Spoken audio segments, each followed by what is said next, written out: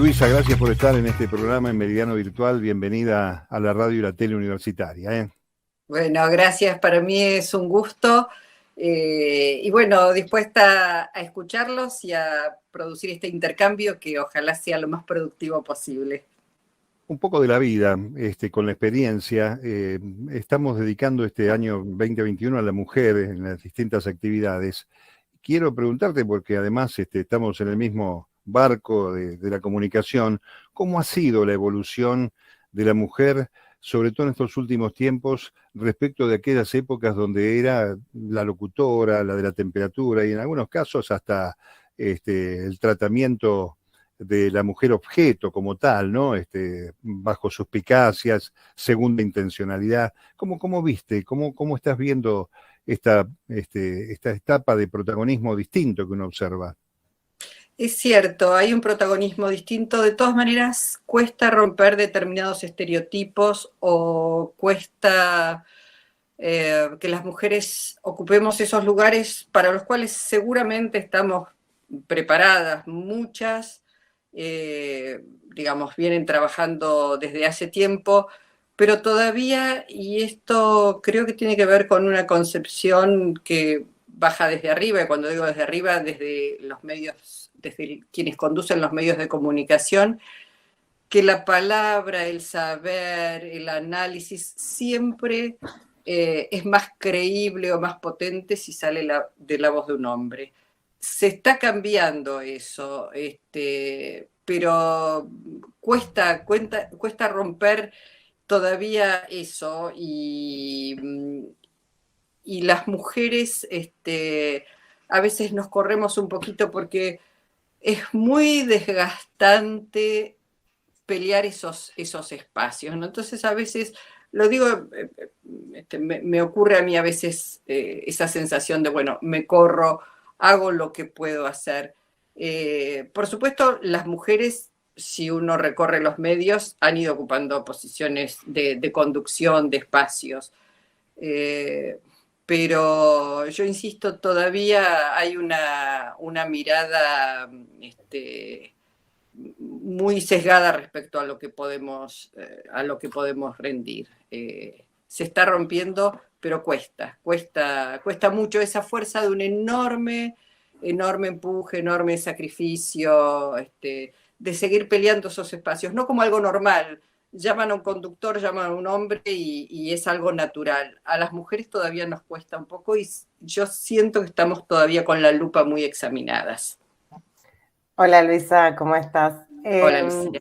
En referencia a esto que estás diciendo, ¿cuál es tu experiencia particular? ¿Tuviste en algún momento de tu carrera alguna dificultad en el medio para ejercer tu profesión por el hecho de ser mujer?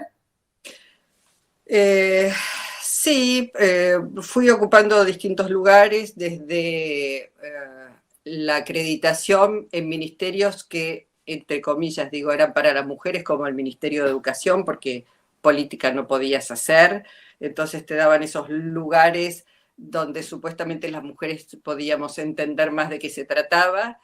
Y ahí, bueno, tener que romper esos, insisto, estereotipos que las mujeres servimos para determinadas áreas y no para otras.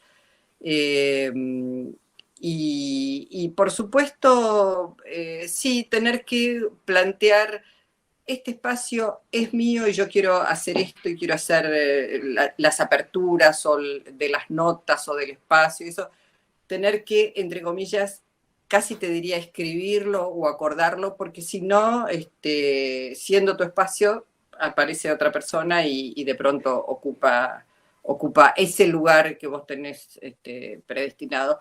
Es bastante frecuente. Eso sí, me ha pasado en muchos momentos de la carrera.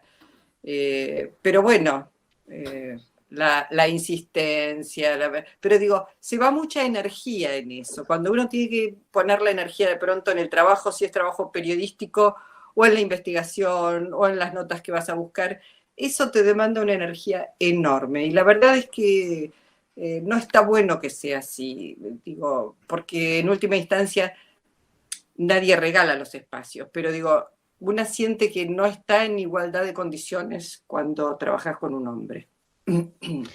Luisa, un placer. ¿Cómo estás? Quiero llevarte a otro terreno. Bueno, han sido momentos muy duros, año y 8 meses con respecto a la pandemia. Quería preguntarte cómo ha sido tu actividad en función a esto y cómo has encalado la temática de la Infonews.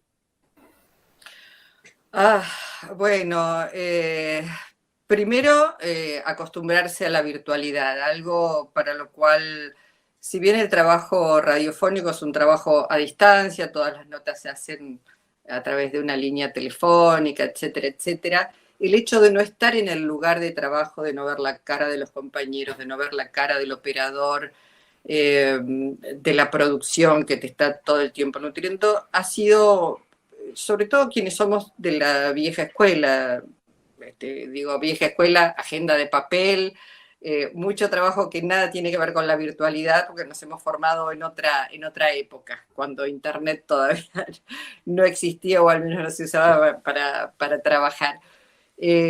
Así que la pandemia ha sido un enorme desafío de sacudir estructuras y empezar a adaptarse a lo que es la virtualidad, a manejar las nuevas tecnologías.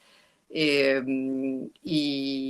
bueno, medianamente uno siente que ha salido avanti, a flote.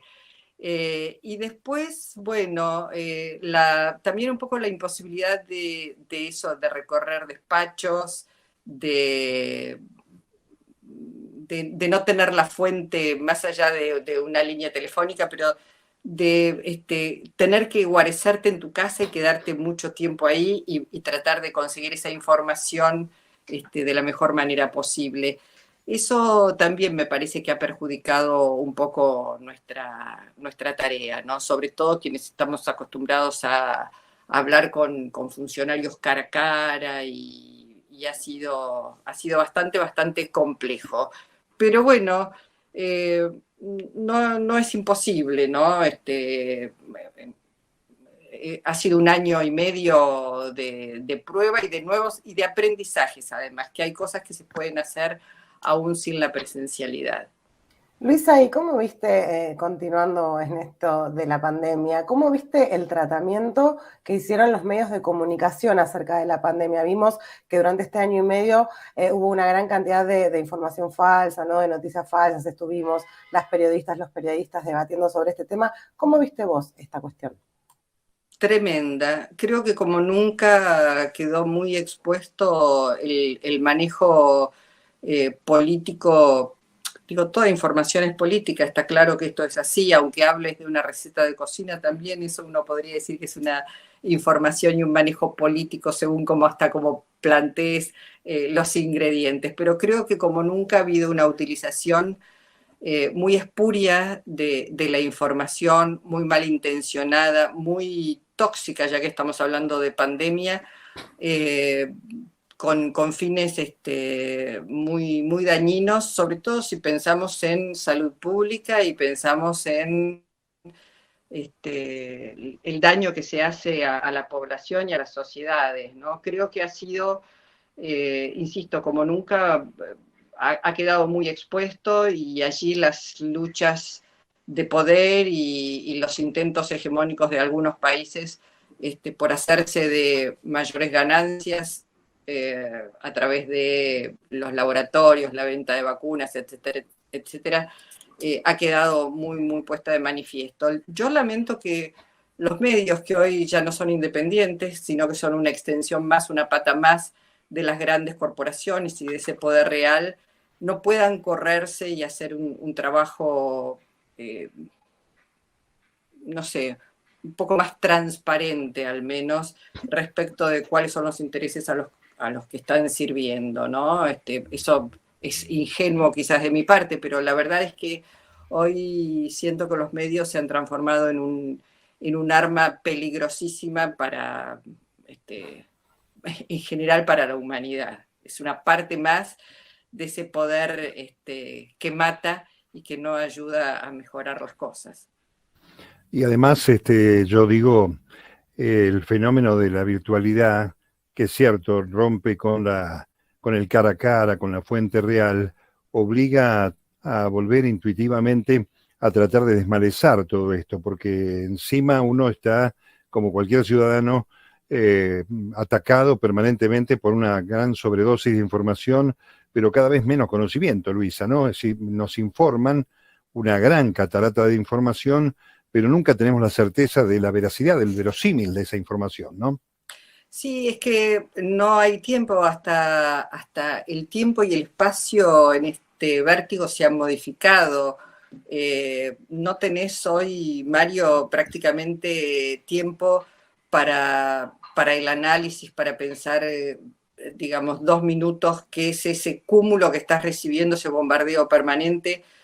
No hay un tiempo de metabolizar ese cúmulo. Yo creo que eso no es casual, no creo que sea inocente, creo que es una manera de aturdir todo el tiempo y estoy segura que, digamos, hay todo un estudio en otros centros de poder. No quiero hacer una cosa conspirativa ni nada, pero creo que se trabaja mucho desde determinados centros cómo impactar en la población, cómo torcer, digamos, decisiones. Todo eso me parece que está muy pensado y quienes hacemos casi un periodismo artesanal o desde otros hemisferios, estamos muy en desventaja. Es como si, digamos, ellos avanzaran en cohetes y nosotros todavía estamos en una etapa de transporte a carreta, más o menos. Eso es lo que siento a veces, como batallas muy desiguales que en general quien está recibiendo la información no tiene por qué pensarlo, porque no hay tiempo, porque hay otras necesidades. Yo creo que la comunicación y la información es una necesidad básica y es un derecho además, pero digo, la gente de pronto está tan preocupada por comer, porque le alcance el dinero para llegar a fin de mes. Son sociedades además que han sufrido mucho lo que es la pandemia y con eso todo lo económico, que no hay tiempo de pensar. Recibís y consumís tal cual como te lo dan sin ese tiempo de análisis, porque no hay tiempo real, ¿no? para analizar. Entonces, es bastante difícil y complejo, y en algún momento habrá que sentarse a pensarlo desde este lado, yo digo, del progresismo, si querés, o desde sectores, digamos, que quieren ponerle un freno a eso que parece que arrasa, ¿no? Y que es difícil combatir porque además están los medios, la mayor penetración, ese desarrollo tecnológico que es bueno en un sentido y es muy perjudicial en otro, por esto de la velocidad y de determinados datos que se manejan en otros centros de poder. Luisa, quería llevarte al campo de la comunicación. Hablabas hace un ratito acerca de lo difícil, lo que le cuesta a las mujeres poder estar o que sentís como cierta posibilidad de encontrarse ante desigualdades que hay en los distintos medios. Pero con respecto al periodismo, vos que has pasado por tanto la radio como la televisión, ¿en dónde te sentís más cómoda? ¿Dónde crees que llega más directa la comunicación? En radio, sin lugar a dudas. La televisión tiene el poder de la imagen. Si te cuento experiencia personal, te digo, hace 40 años que trabajo en radio y esto me da una cierta instalación, un cierto conocimiento. Sin embargo, tuve que pasar por la televisión para que hoy todavía haya gente que me diga, Luisa, la televisión, la pantalla. Digo, la fuerza de la imagen es... No importa lo que decís muchas veces, sino es eso, la cara, la instalación de una figura, de pronto si tenés el pelo pirincho o la ropa te vestiste así, esa. Eso es tremendo. Después, por supuesto, está también el contenido y el discurso. Yo me siento mucho más cómoda en radio porque precisamente te despojas de lo que es la imagen, no importa si estás vestida, si estás maquillada, sino desde mi punto de vista lo que importa es lo que estás escuchando, ese mensaje, la profundidad, la emoción de la voz, digamos, lo que podés transmitir a través de la voz, de un sonido, de una música con la que acompañas determinado texto, etcétera, etcétera. La televisión, si bien te da esa cierta instalación, para mí es algo efímero. No me gusta la competencia que aún también se da un poco en radio, pero en televisión mucho más del minuto a minuto, segundo a segundo, si me di, si no. Yo prefiero cosas más pausadas, más reflexivas, que acompañen, que ayuden a entender qué es lo que pasa y no a esa carrera a la cual en general te intentan llevar los medios, te someten. Me parece que la radio es un enorme...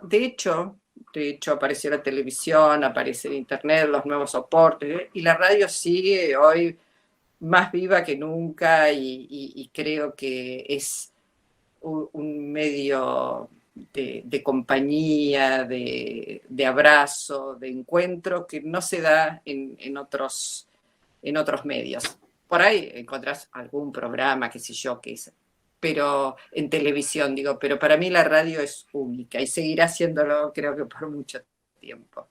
Sobre esto, Luisa, te quería preguntar justamente sobre el escenario de la radio. Decías vos, apareció la tele, la radio no murió, apareció internet, las redes sociales, no murió, sino que se incorporaron y pasaron a formar parte de la radio. ¿Cómo ves hoy este escenario de la radio en este contexto de las nuevas tecnologías? Creo que la radio va a ir mutando.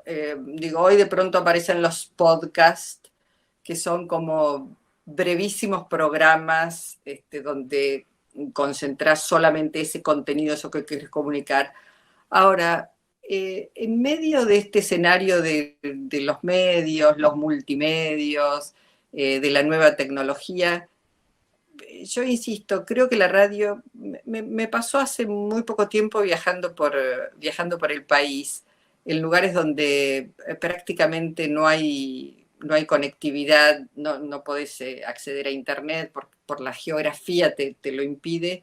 Sin embargo, la radio sigue estando allí presente en comunidades que son, te diría, casi primitivas, alejadas, y la radio está.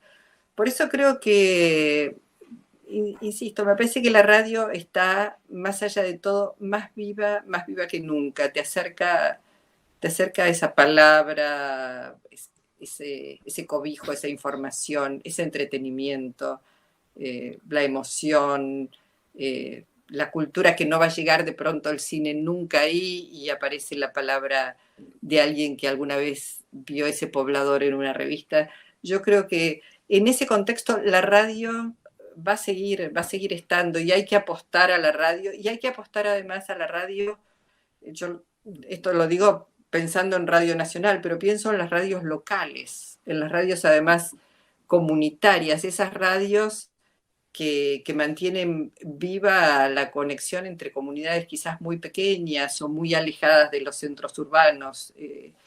Creo que sigue siendo, y además es la palabra humana. Digo, uno cuando planteo la radio, digo, es la radio porque es la voz humana, es esa voz que es la voz de tu pensamiento, que es la voz que te acerca esas ideas y que te descubre a veces un universo. Y son los silencios también. Por eso creo que en medio de ese contexto, la tecnología, los avances, la radio para mí seguirá siendo siempre el medio por excelencia.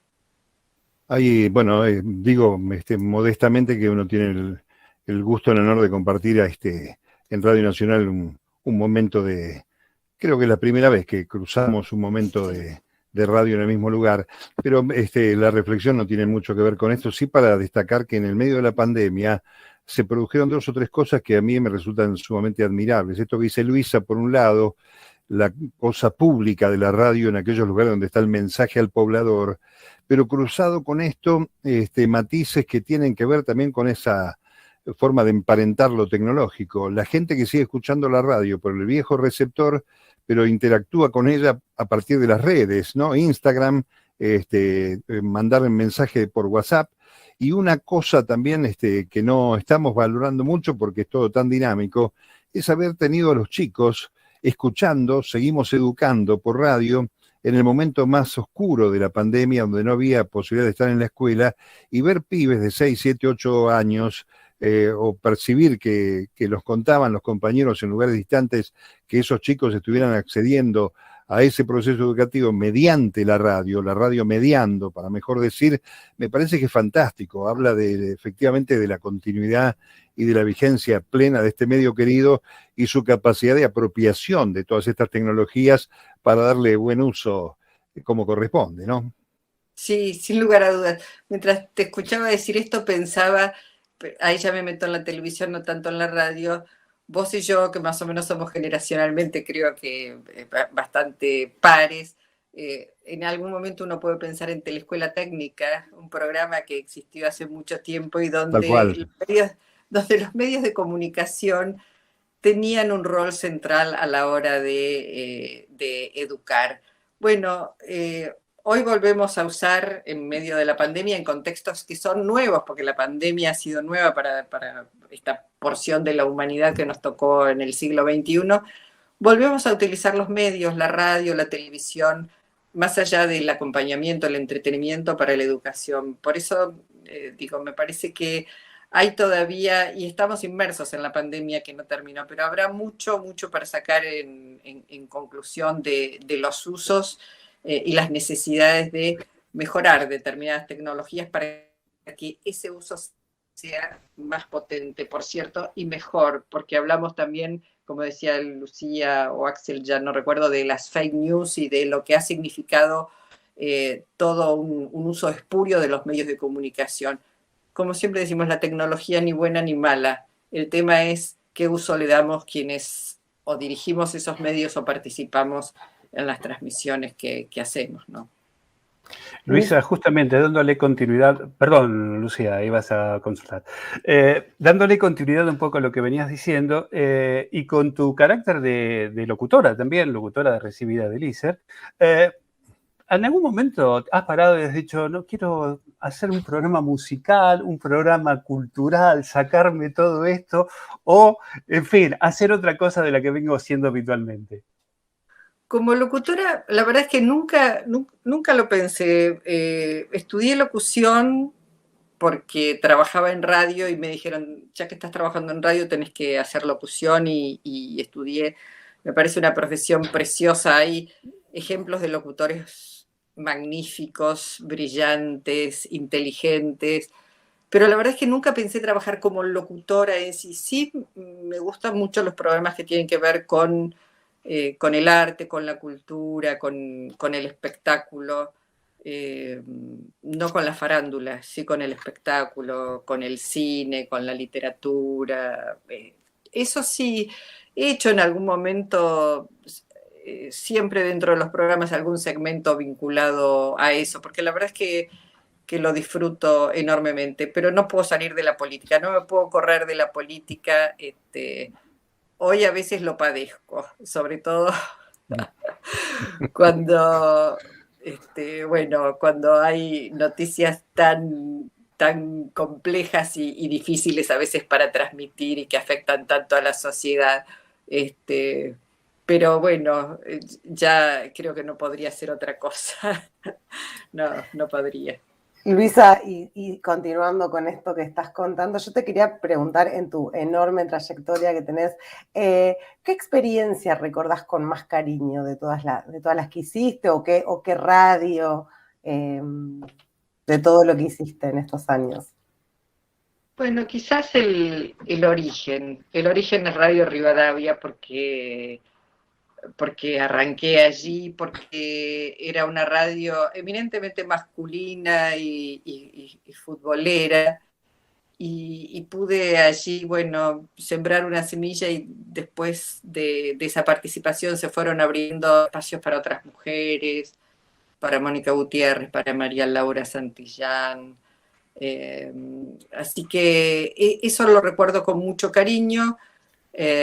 Recuerdo un aprendizaje seguramente para mis jefes y mis compañeros y para mí misma, cómo preservar ese lugar, cómo protegerme, cómo cuidarme, cómo hacer ese espacio que no estaba e ir ganando lugares en áreas que eran eminentemente destinadas a los hombres, como Casa de Gobierno o como la Cancillería. Así que eso fueron 17 años de un enorme aprendizaje además teniendo en cuenta que era muy joven y que además descubría el mundo porque viajé muchísimo en ese momento y porque pasé de la dictadura a la democracia, así que fue como un máster así.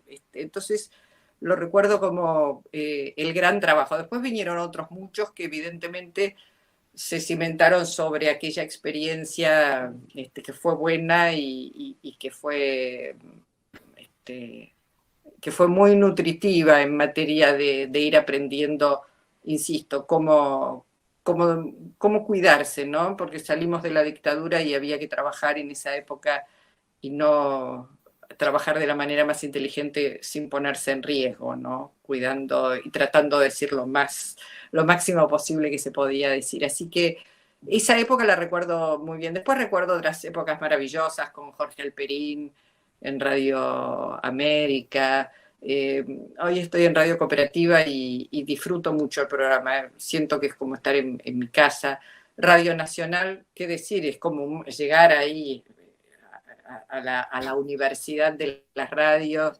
Es como siento que es como una coronación de una trayectoria larga, además esta cosa muy federal que tiene Radio Nacional, que no la percibís por lo menos yo no la percibí en ninguno de los otros medios y radios donde he trabajado, ¿no?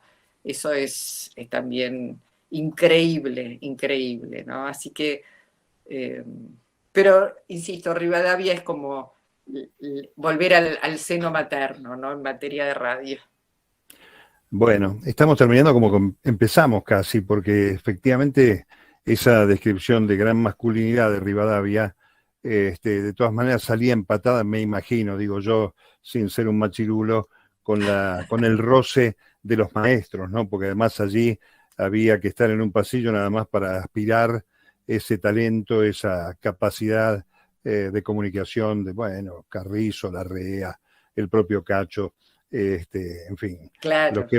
Lo que hemos pasado por allí tenemos muy presente eso. Luisa, querida, bueno, nuestro abrazo, nuestro agradecimiento, en este caso en nombre de la Universidad de Avellaneda y sus medios, y por cierto, como siempre, la generosidad es lo que te reconocemos en este momento y en esta charla tan grata con nosotros. Bueno, los abrazos, les agradezco yo la posibilidad de contar un poco parte de mi historia y también parte de lo que pienso y cómo veo los medios y la radio. Así que los abrazo y muchísimas gracias. Gracias a vos.